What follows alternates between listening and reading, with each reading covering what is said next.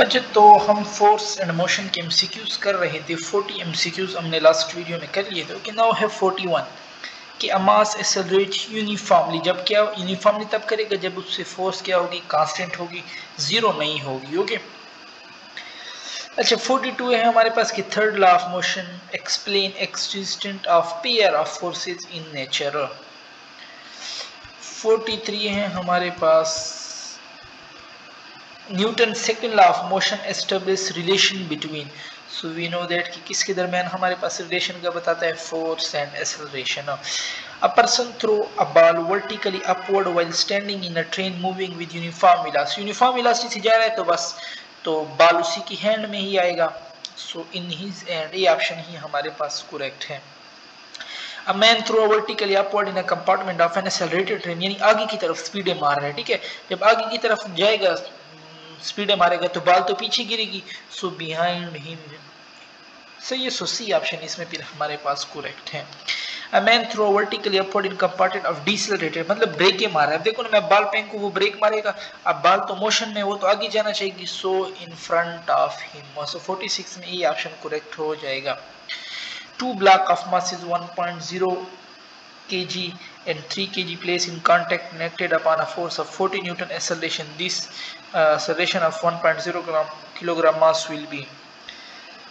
अच्छा देखो ना, दोनों कांटेक्ट में तो एक्सेलरेशन हमारे पास दोनों के लिए बराबर होगा ना। फोर्स कितना है हमारे पास 40, एक्सेलरेशन मास दोनों का कांटेक्ट में है ना, 3 + 1 4, 40/4 मेरे पास 10 आएगा। ठीक है, no 10 metre per second square is the correct option.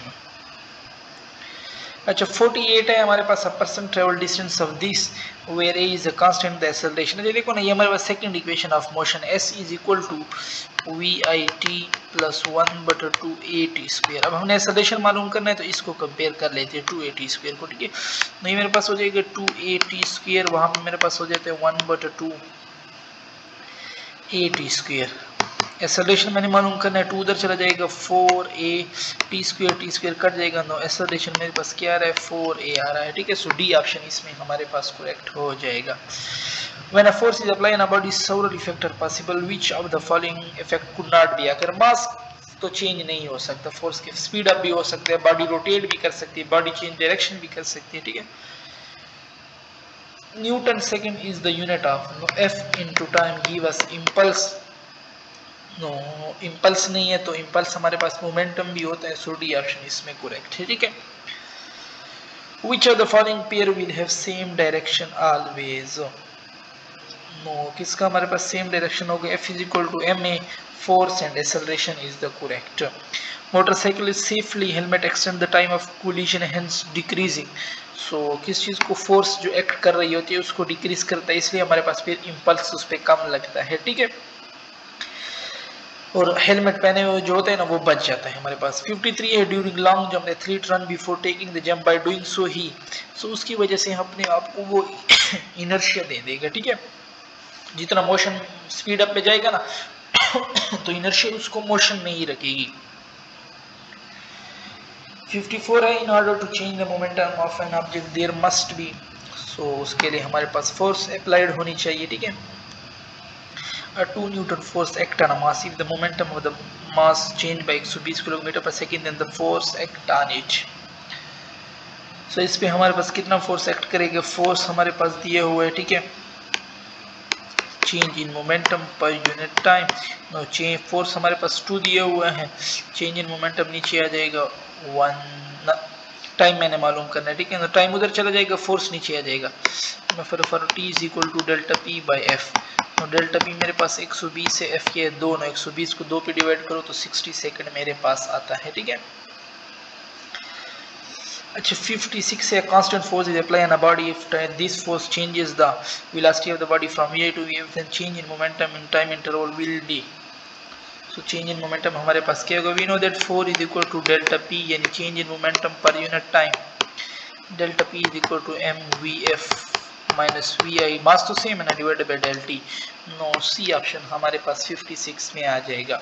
The motion of the rocket in the space is in accordance with the law of conservation of momentum. Bomber drop a bomb when it is vertically above the target it misses the target, क्योंकि उसके पास x component of velocity तो उसकी zero नहीं होती, वो तो constant है, इसलिए वो अपने टारगेट से आगे चला जाता है। light and heavy body have equal kinetic energy, which one has greater momentum? No, p square divided by 2m of first body equal to p square divided by 2m2 of second body। ठीक है, अब हमने momentum ratio मालूम करना है, p1 divide by p2, square को काटने के लिए स्क्वायर रूट डालो, m1 उधर चला जाएगा, m2 इधर आ जाएगा, यानी ये भी कट जाएगा, तो m1 ratio m2 but square root में हमारे पास। ठीक है, अब कह रहा है कि which one has greater momentum, जिसका मास ज्यादा है तो उसका मोमेंटम भी हमारे पास ज्यादा ही होगा। 59 में हमारे पास हैवी बॉडी, ये ऑप्शन करेक्ट हो जाएगा। Which are the following the principle of conservation of momentum? So कौन सा हमारे पास इसमें ये डी वाला ऑप्शन देख लेना, momentum is conserve provided no external force.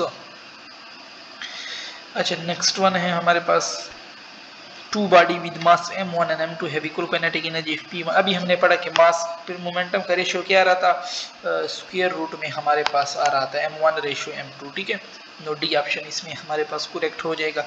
If shell explode in the air fragment fly in the direction the total momentum, momentum तो हमेशा हमारे पास क्या होता है, रिमेन कांस्टेंट, कंजर्व रहता है। ठीक है, conservation of linear momentum is equal to, so conservation of linear momentum is equal to net force हमारे पास जीरो जब होगा, तो हमने पहले वो फर्स्ट लॉ ऑफ मोशन में पढ़ा है कि एक्सेलरेशन जीरो होता है, मतलब न्यूटन फर्स्ट लॉ है, उसमें जब बॉडी मोशन में जा रहा है, कांस्टेंट मोशन से जा रहा है, तो उसमें एक्सेलरेशन जीरो का मीन 4 जीरो होगा, और वो हमारे पास न्यूटन फर्स्ट लॉ 4 जीरो है, तो मोमेंटम कंजर्व होगा हमारे पास। ठीक है, अच्छा, the quantity remain constant in a collision are, so सिर्फ मोमेंटम हमारे पास हर कोलिजन में कांस्टेंट रहते हैं, बाकी काइनेटिक एनर्जी भी कांस्टेंट नहीं रहती और ना टेम्परेचर हमारे पास, क्योंकि वो भी कोलिजन की वजह से थोड़ा ही टेम्परेचर भी चेंज हो जाता है। ठीक है, elastic collision involve, elastic collision में हमारे पास no gain no loss of energy, क्योंकि मोमेंटम भी कंजर्व रहता है, एनर्जी भी कंजर्व रहता है। ठीक है, when collision between the body in a system is inelastic in nature, then for system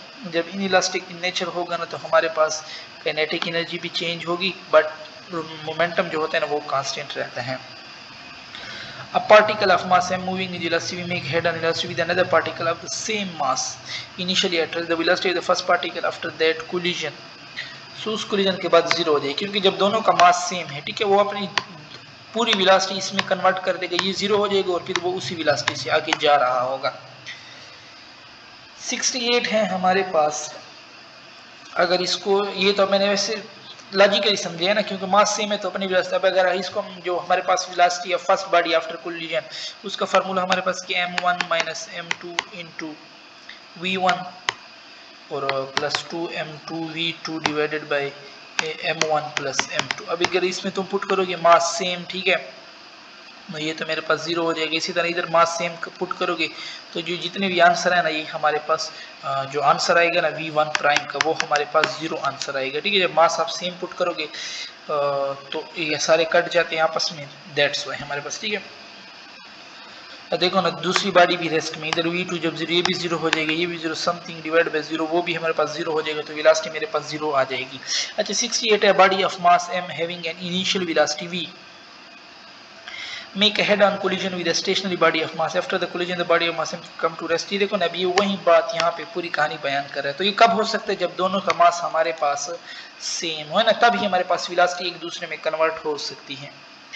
69 है, when two body move toward each other with constant speed at a distance between them decreases at the rate of 6 meter, if they move in the same direction the distance between them at the rate of 4 meter per second, then their speed are, अच्छा कह रहे हैं when two body move each other, जब आपस में जाते हैं ना, तो उनकी जो वेलोसिटी होती है ना, आपस में ऐड होती है वेलोसिटी, है ना। तो अगर मैं 5 + 1 को ऐड करूं 6 देता है, चलो 3 + 3 को ऐड करूं 6 देते हैं मुझे, ठीक है, बट 6 + 1 को ऐड करूं, ये तो 6 नहीं देता, 4 + 2 भी मुझे 6 देता है। वो पहला कंडीशन तो सही हो गया। दूसरी कंडीशन में कह रहा है कि जब वो अवे जाते हैं एक दूसरे से, सो उनमें हमारे पास फिर वेलोसिटी 4 होती है। ठीक है, अब 5 - 1 को मैं, अगर अवे जाते हैं तो हम माइनस करते हैं, 5 - 1 करूँ तो 4 आता है, ये तो अब करेक्ट हो गया। 3 - 3 0 आता है, ये रॉन्ग। 4 - 2 2 आता है, तो ये रॉन्ग। ये वाला ऑप्शन हमारे पास करेक्ट बन रहा है। फिर है कि if two car moving with velocity 10 and 5 in opposite direction, अभी मैंने ऊपर बताया जब अपोजिट जाएंगे तो वेलोसिटी जमा होती है ना। अब देखो ना एक गाड़ी 10 से यार एक जब ये एक दूसरे से गुजरेंगे तो बहुत स्पीड से गुजरते हैं, यानी इसमें वेलोसिटी जमा हो जाती है, तो 10 + 5 15 होगा। और अगर एक दूसरे साथ जा रहे हो ना, अब एक गाड़ी भी 10 से जा रही है, दूसरे दोनों जो एक साथ ही जा रहे हैं, तो इसमें माइनस होती है, इसको हम रिलेटिव वेलोसिटी कहते हैं, रिलेटिव वेलोसिटी माइनस होती है, ठीक है।